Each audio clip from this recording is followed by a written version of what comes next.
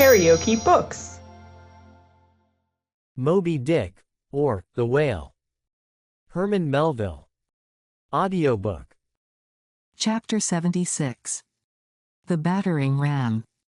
Ere quitting, for the nonce, the sperm whale's head, I would have you, as a sensible physiologist, simply, particularly remark its front aspect, in all its compacted collectedness. I would have you investigate it now with the sole view of forming to yourself some unexaggerated, intelligent estimate of whatever battering ram power may be lodged there.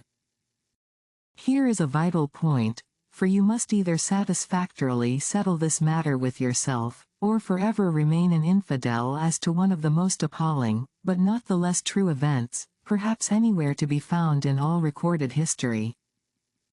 You observe that in the ordinary swimming position of the sperm whale, the front of his head presents an almost wholly vertical plane to the water. You observe that the lower part of that front slopes considerably backwards, so as to furnish more of a retreat for the long socket which receives the boom-like lower jaw. You observe that the mouth is entirely under the head, much in the same way, indeed, as though your own mouth were entirely under your chin. Moreover, you observe that the whale has no external nose, and that what nose he has, his spout hole, is on the top of his head. You observe that his eyes and ears are at the sides of his head, nearly 1/3 of his entire length from the front. Wherefore, you must now have perceived that the front of the sperm whale's head is a dead, blind wall, without a single organ or tender prominence of any sort whatsoever.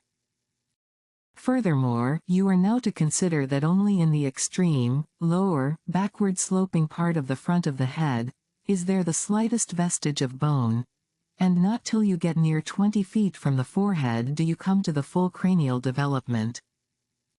So that this whole enormous boneless mass is as one wad.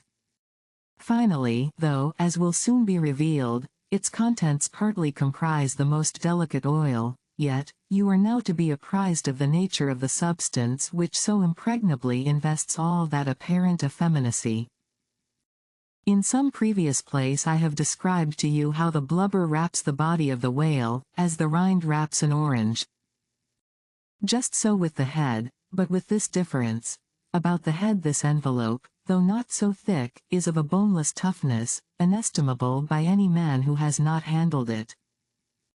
The severest pointed harpoon, the sharpest lance darted by the strongest human arm, impotently rebounds from it. It is as though the forehead of the sperm whale were paved with horses' hoofs. I do not think that any sensation lurks in it. Bethink yourself also of another thing.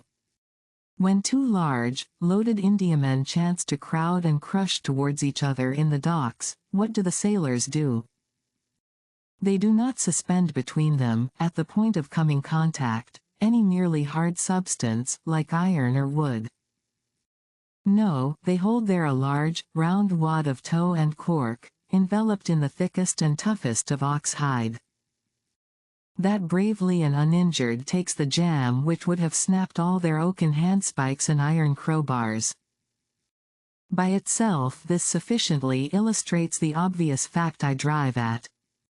But supplementary to this, it has hypothetically occurred to me, that as ordinary fish possess what is called a swimming bladder in them, capable, at will, of distension or contraction, and as the sperm whale, as far as I know, has no such provision in him, considering, too, the otherwise inexplicable manner in which he now depresses his head altogether beneath the surface, and anon swims with it high elevated out of the water, considering the unobstructed elasticity of its envelope, considering the unique interior of his head, it has hypothetically occurred to me, I say, that those mystical lung-celled honeycombs there may possibly have some hitherto unknown and unsuspected connection with the outer air, so as to be susceptible to atmospheric distension and contraction. If this be so, fancy the irresistibleness of that might, to which the most impalpable and destructive of all elements contributes. Now, mark. Unerringly impelling this dead, impregnable, uninjurable wall, and this most buoyant thing within, there swims behind it all a mass of tremendous life, only to be adequately estimated as piled wood is, by the cord, and all obedient to one volition, as the smallest insect. So that when I shall hereafter detail to you all the specialities and concentrations of potency everywhere lurking in this expansive monster, when I shall show you some of his more inconsiderable braining feats, I trust you will have renounced all ignorant incredulity, and be ready to abide by this, that though the sperm whale stove a passage through the Isthmus of Darien, and mixed the Atlantic with the Pacific, you would not elevate one hair of your eyebrow. For unless you own the whale, you are but a provincial and sentimentalist in truth. But clear truth is a thing for salamander giants only to encounter. How small the chances for the provincials then? What befell the weakling youth lifting the dread goddess's veil at Lais? If you liked what you heard, please subscribe to the channel.